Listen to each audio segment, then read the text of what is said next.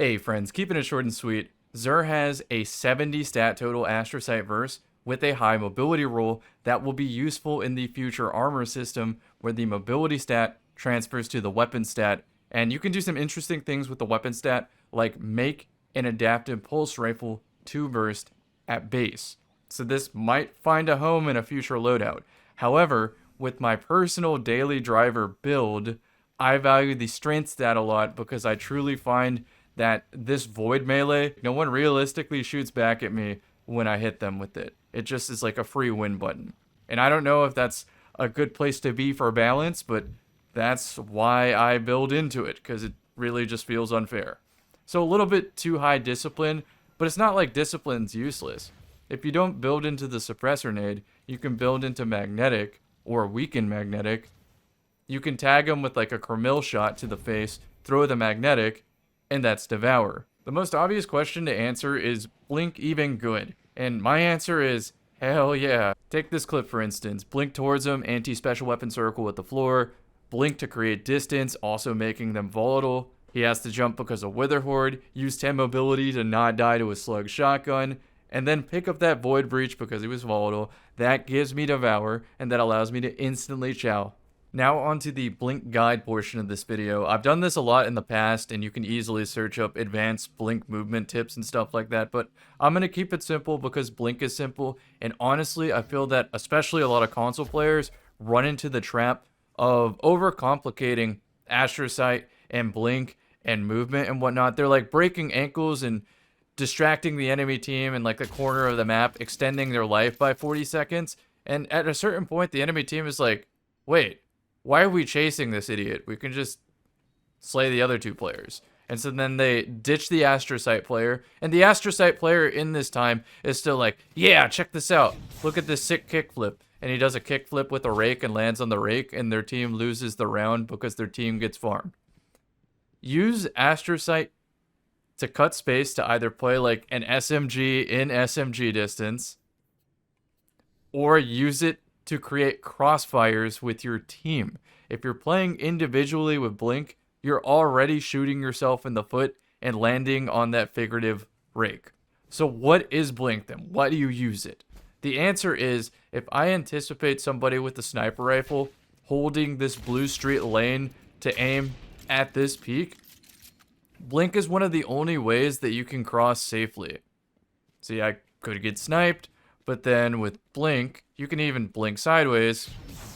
I'm safe in cover. And same thing here. Let's say I anticipate a sniper holding that lane. Well, it's as simple as just blink. Blink is really fast. On some maps, you can match or surpass the speed of Icarus Dash and Grapple. And if you're the first to a place, you can already be aimed down sights while you catch the enemy in sprint. But obviously, Blink isn't appropriate for every map. Like, I believe the Trials map this weekend is Twilight Gap, and I think Blink would be terrible on that map. The next thing is you need to look at your radar. If you see red approaching fast, sometimes, especially on console, it's worth jumping backwards and blinking so that they slide towards where you used to be, and you're already pre-aimed on their head. On mouse and keyboard, you can just flick. Then the final thing with Blink is the short hop. You might be wondering, why does this give 30 AE? That's because the short hop is the most powerful part of your kit. Notice that I have 90 airborne effectiveness on my slug. It's the same thing. I see red approaching really fast. I can do a couple different things. Let's say I see red approaching fast around here. I already want to be short hopping by the time I anticipate them. So I almost want to aim below head level to anticipate either a slide too. I'm not even looking for a headshot. I just want to blink backwards after the hit. And so that's a good way to maximize your jousting.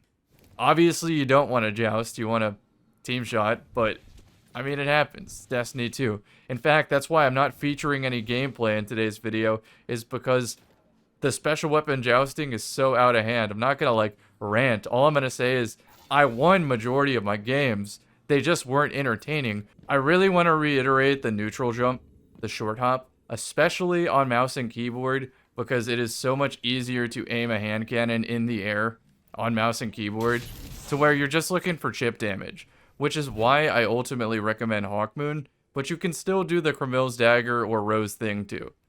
I really feel that Blink is that simple, so take what you find useful and leave what you don't.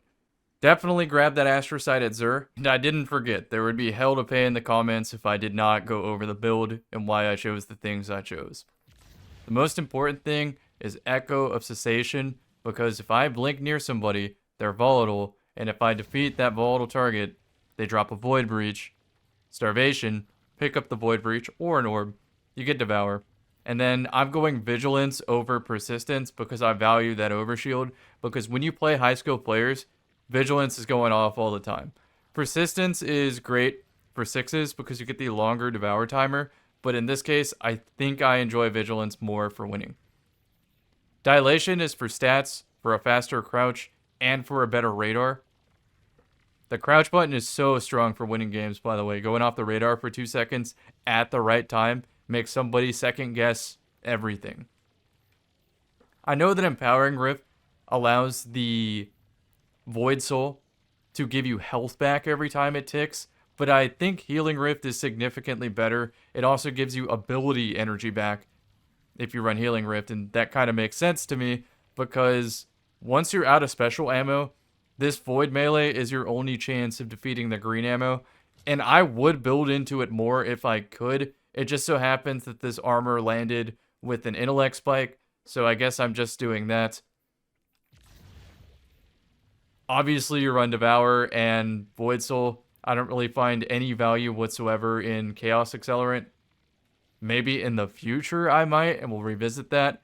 For the grenade, I run Suppressor Grenade since I don't build into my grenade at all. All I do is save this up for supers, and then after I use it, I try to burn my whole kit to get an easy Devour.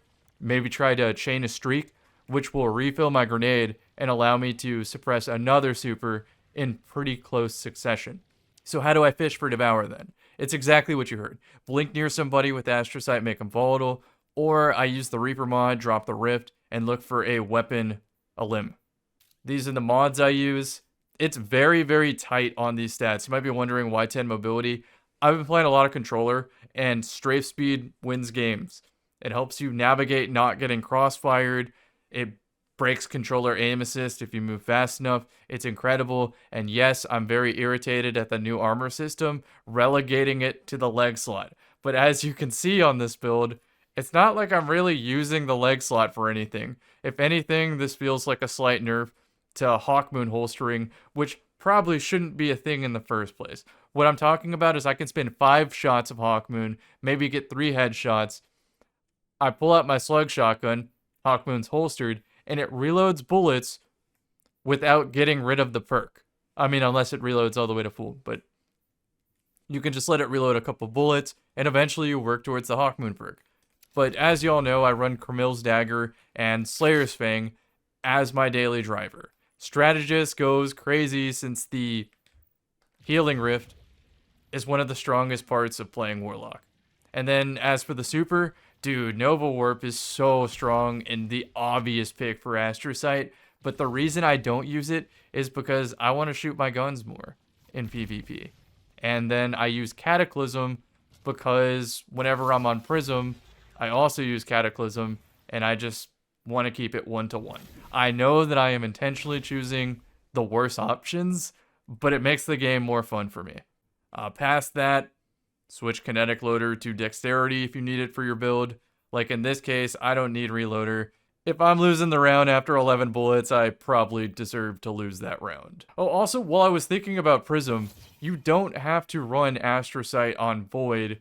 Prism is also really good. I exited the game, but I meant to tell you with Prismatic, Hellion goes crazy because it shoots them while you're in blink before your weapons are readied, so you're able to keep them damaged while you move around. It's pretty good. However, the idea of getting Devour from a neutral state means that when I watch a VOD back, I have a much better idea of what to do to find the combo line. Now I'm going to leave you with a highlight clip that shows a farm on Altar of Flame from one spawn to the next using Astrocyte. And it's on console, so you know some ankles were shattered. We basically funded a physical therapy ward. I should be able to hit Blue Street now. And I have an orb if I need another health pack. Alright, Blue Street time.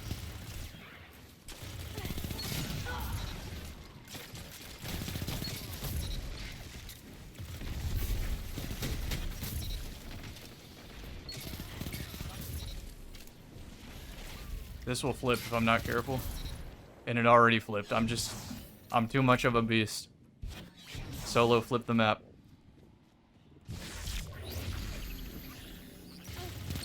Of course I knew you'd go for the special. Holy shit. Keep going.